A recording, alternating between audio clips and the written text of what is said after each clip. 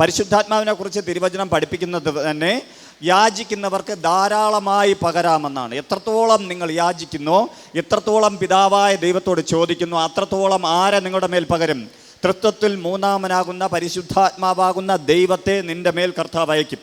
ആ കർത്താവ് അല്ലെങ്കിൽ ആ ദൈവം നിന്നെ ന്യായത്തിലും നീതിയിലും വഴി നടത്തും. നിന്നെ പാപബോധത്തിലേക്ക് നടത്തും. അല്ലെങ്കിൽ നീ ചെയ്യുന്ന കാര്യാദികൾ പാപമുണ്ടെങ്കിൽ ദൈവവുമായുള്ള ബന്ധത്തിൽ നിൽക്കുവാൻ കഴിയാത്തതില്ലെങ്കിൽ ബോധ്യം വരുത്തി ആ കാര്യസ്ഥനാകുന്ന പരിശുദ്ധാത്മാവ് നിന്നെ നിത്യതയിലേക്ക് നടത്തും. ആ നിത്യതയിലേക്ക് നടത്തുവാനാണ് ജീവജല നദിയാകുന്ന ആത്മാവിന് വേണ്ടി നമ്മൾ ദാഹിക്കേണ്ടത്. ഓരോ നിമിഷവും പരിശുദ്ധാത്മാവാകുന്ന ആത്മനദിയിൽ നിങ്ങൾ മുങ്ങുവാൻ, അത് മുട്ടോളമല്ല, അരയോളമല്ല, നീന്തിയിട്ടല്ലാത്ത കടപ്പാൻ വയ്യാത്ത ജീവജല നദിയിനകത്ത് ഒഴുകി നടക്കുവാൻ നിൻ്റെ ഓരോ കാര്യങ്ങളും, നിങ്ങളുടെ ഓരോ വിഷയങ്ങളും, നിങ്ങളായിരിക്കുന്ന സാഹചര്യങ്ങളും എല്ലാം ദൈവസന്നിധിയിൽ ഏൽപ്പിച്ച് പൂർണ്ണമായും ദൈവത്തിൽ വിശ്വസിച്ച് ജീവിക്കുവാൻ നിങ്ങൾ ഇന്ന് പൂർണ്ണമായും ജീവജല നദിയുടെ അകത്തേക്ക് അകപ്പെടണം. Hallelujah, hallelujah. നിങ്ങളുടെ വ്യക്തിപരമായ ജീവിതത്തെ പൂർണ്ണമായും ആരുടെ കരത്തിൽ കൊടുക്കണം? കർത്താവിൻ്റെ കരത്തിലേക്ക് കൊടുക്കണം. കർത്താവിൻ്റെ അടുക്കലേക്ക്, യേശുവിൻ്റെ അടുക്കലേക്ക് പോകുന്ന വ്യക്തികൾക്ക് മാത്രമേ ജീവജല നദി ലഭിക്കുകയുള്ളൂ. അതുകൊണ്ട് തന്നെ യോഹന്നാൻ എഴുതിയ സുവിശേഷം അതിൻ്റെ 7-ാം അധ്യായം അതിൻ്റെ 37-38 വാക്യങ്ങളുടെ അകത്ത് കർത്താവ് നിന്നുകൊണ്ട് വിളിച്ചു പറയുന്നുണ്ട്. ഉത്സവത്തിൻ്റെ മഹാദിനമായ ഒടുക്കത്തെ നാളിൽ യേശു നിന്നുകൊണ്ട്, ദാഹിക്കുന്നവനെല്ലാം എൻ്റെ അടുക്കൽ വന്ന് കുടിക്കട്ടെ, എന്നിൽ വിശ്വസിക്കുന്നവൻ്റെ ഉള്ളിൽ നിന്ന് തിരുവെഴുത്ത് പറയുന്നത് പോലെ ജീവജലത്തിൻ്റെ നദികൾ ഒഴുകുമെന്ന് വിളിച്ചു പറഞ്ഞു. Hallelujah, hallelujah. കർത്താവ് തൻ്റെ ഉത്സവത്തിൻ്റെ ഒടുക്കത്തെ നാളിൽ നിന്നുകൊണ്ട് വിളിച്ചു പറയുന്ന ആ വാക്കാണ് നമ്മളിപ്പോൾ കേട്ടത്.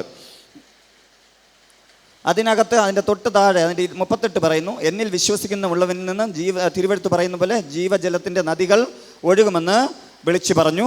താൻ ഉത്സവത്തിൻ്റെ അവസാന ദിവസം നിന്നുകൊണ്ട്, മഹാദിനത്തിൽ നിന്നുകൊണ്ട് വിളിച്ചു പറയുന്നത്, തൻ്റെ അടുക്കലേക്ക് വരുന്നവർക്ക് എന്ത് കൊടുക്കും? ജീവജല നദി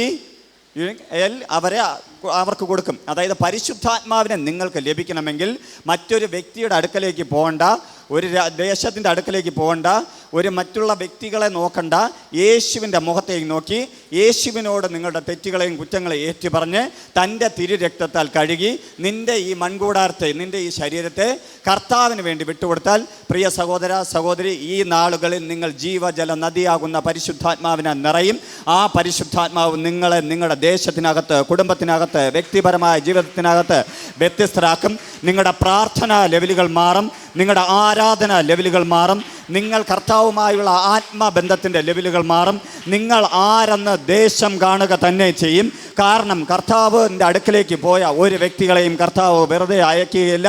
താൻ തൊട്ടവരും തന്നെ തൊട്ടവരും സൗഖ്യമായതുപോലെ നിങ്ങൾ തിരിച്ചറിവോടെ ജീവജല നദിക്ക് വേണ്ടി കൊതിച്ചുകൊണ്ട് ആ ദൈവത്തിൻ്റെ സന്നിധിയിലേക്ക് പോകുമ്പോൾ പരിശുദ്ധാത്മാവെന്ന നിറവോടെ നിൻ്റെ ജീവിതത്തിലേക്ക് ആ പരിശുദ്ധാത്മാവ് ഇറങ്ങി വരും. ആ ഇറങ്ങി വരുന്ന പരിശുദ്ധാത്മാവ് നിന്നെ ന്യായത്തിലും നീതിയിലും വഴി നടത്തും.